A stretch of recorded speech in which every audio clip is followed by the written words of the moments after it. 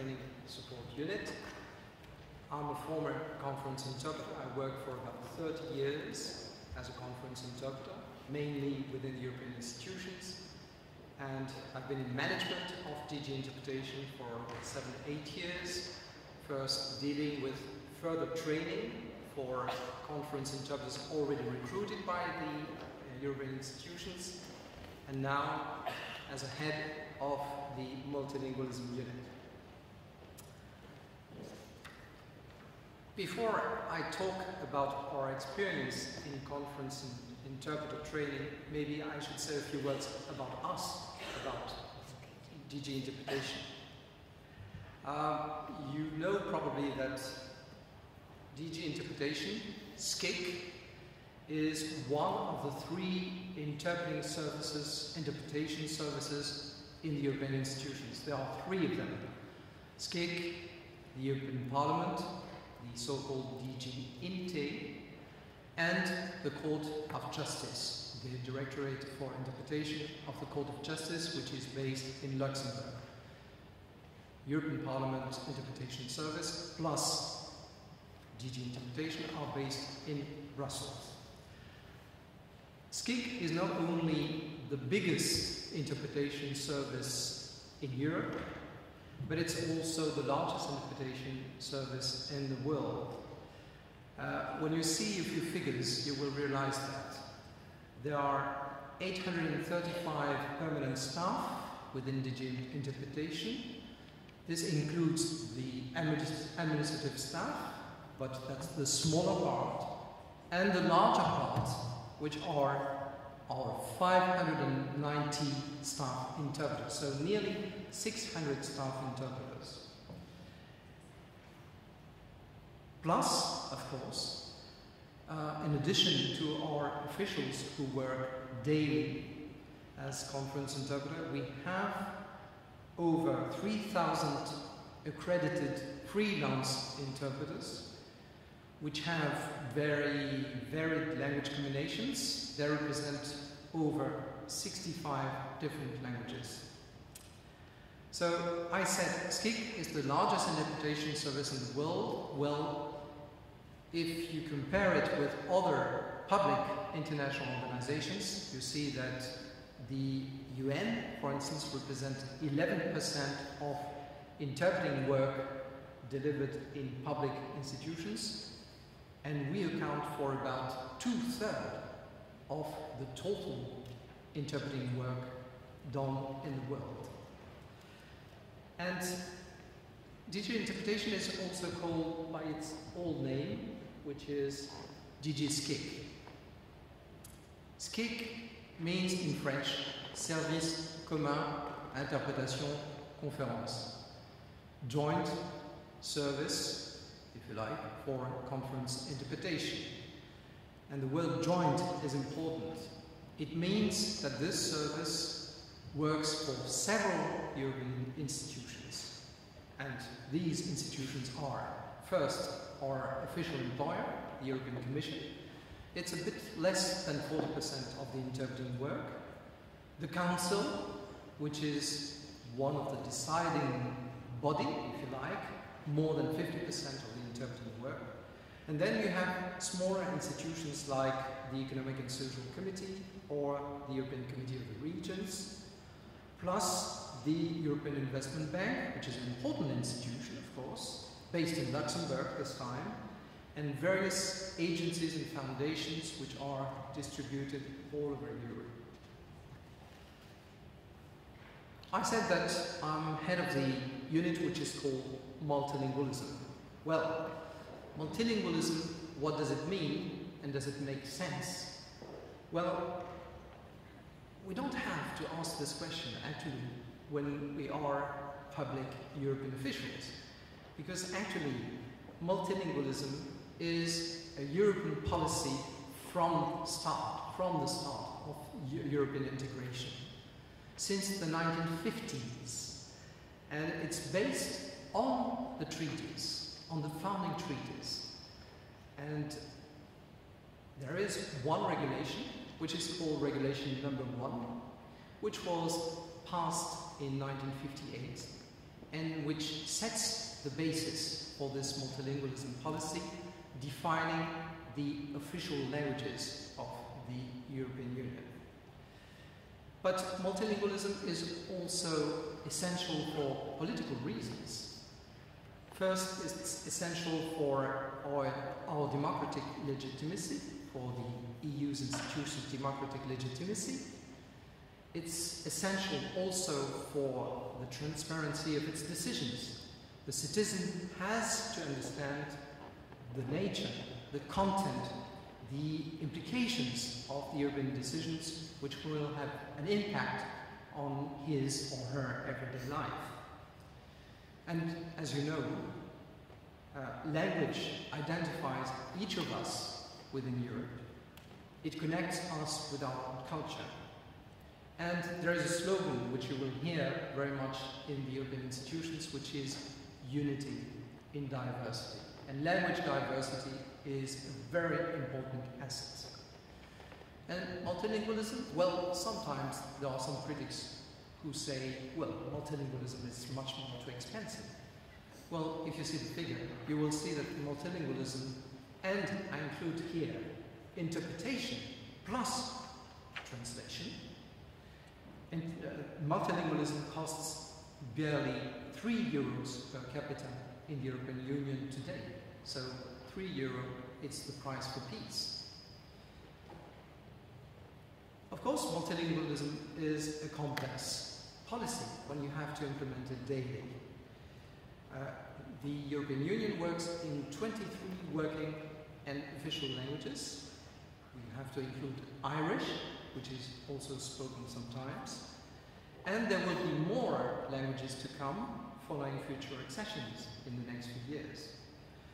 But apart from the official languages, we use also other third country languages, which are the languages of our main trading partners. When I think of Russian, Chinese, Japanese, Arabic, and so on. And in some circumstances also we use regional languages, if you like the Spanish co-official languages, which are Basque, Catalan, and Galician. And in our relations with the rest of the world, we use many other languages, and when needed, we also use sign language. To have an idea of the volume of work that we represent, we have here some statistics for 2009, but the statistic for 2010 would be around the same. We have more than 110,000 interpreting days a year.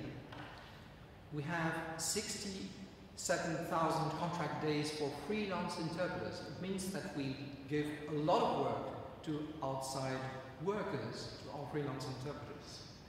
We organize 60 to 90 meetings a day, and on a good day you have 500 to 900 interpreters sitting in booth and assigned to various meetings.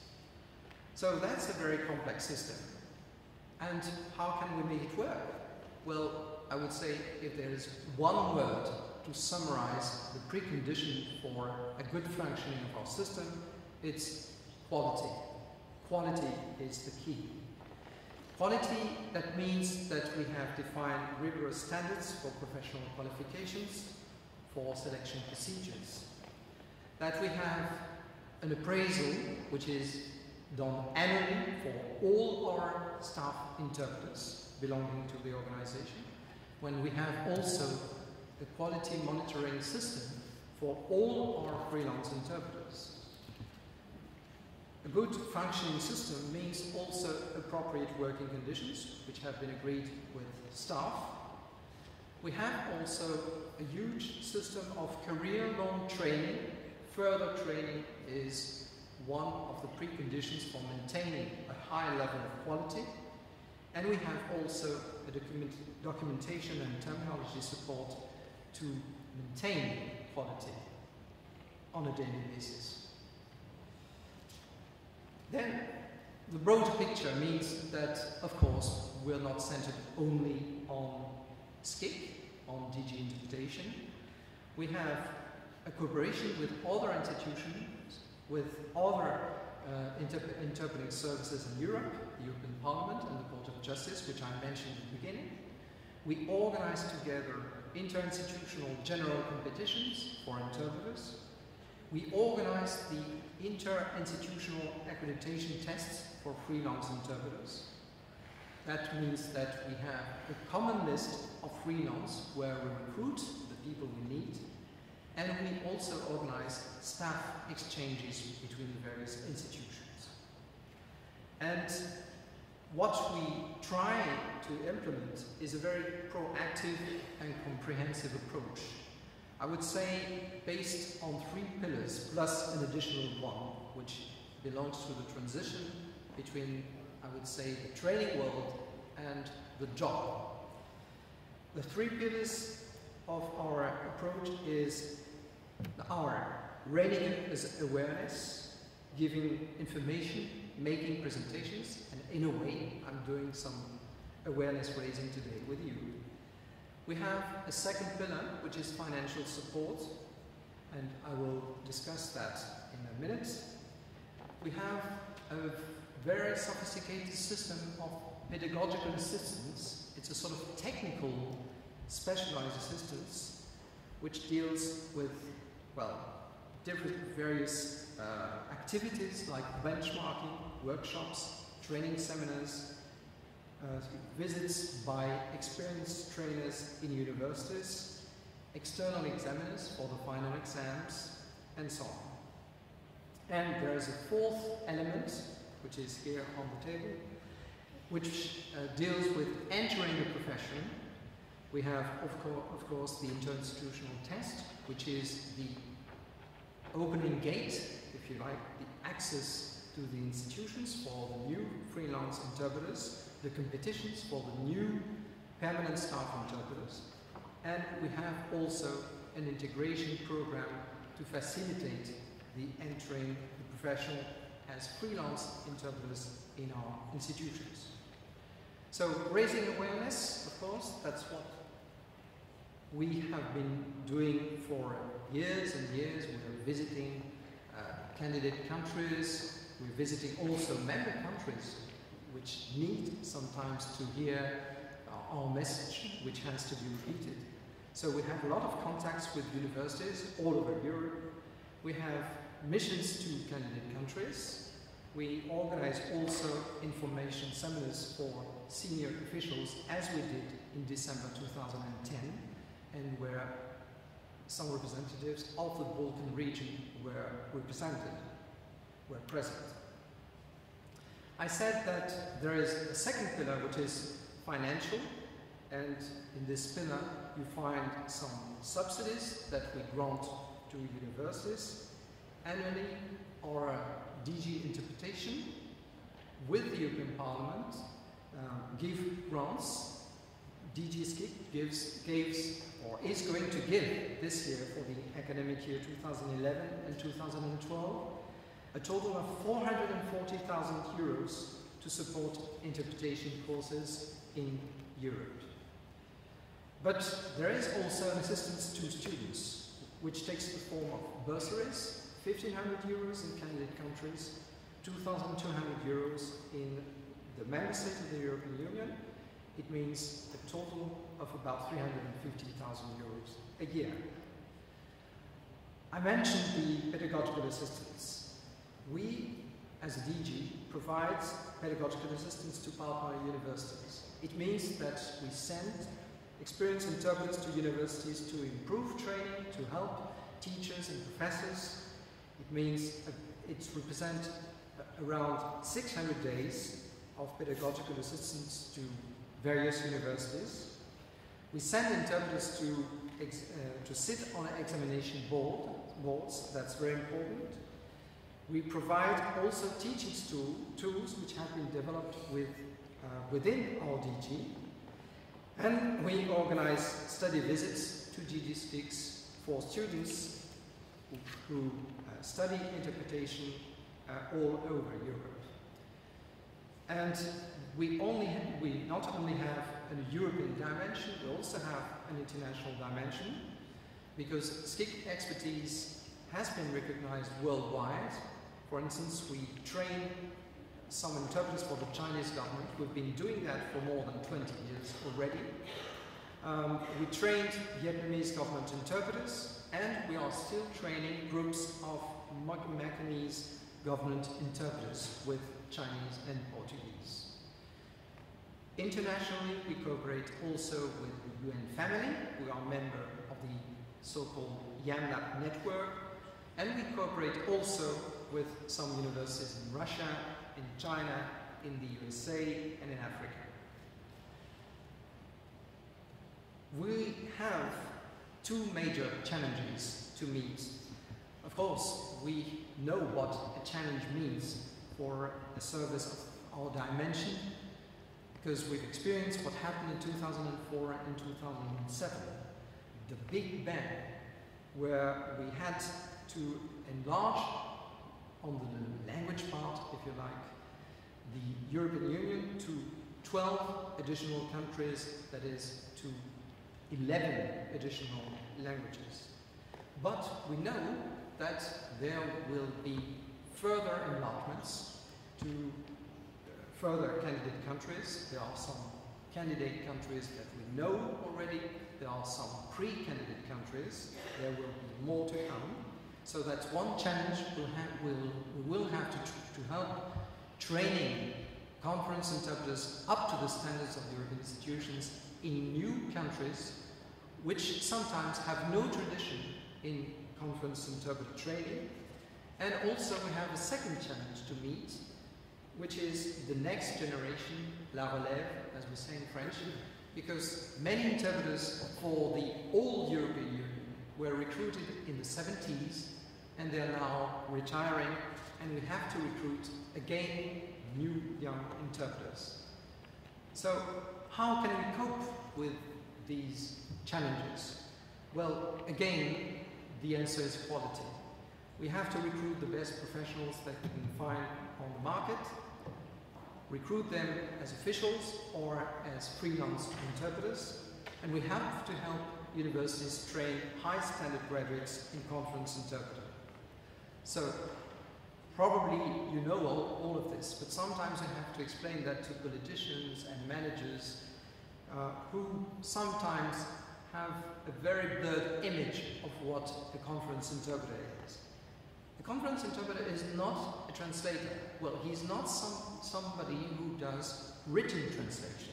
He deals with the oral speech. He's not a multilingual secretary, as some, managers tend to think. He's not a contact liaison interpreter. Of course, contact liaison community interpreting, that's very important. There's a need for that. But conference interpreting is different.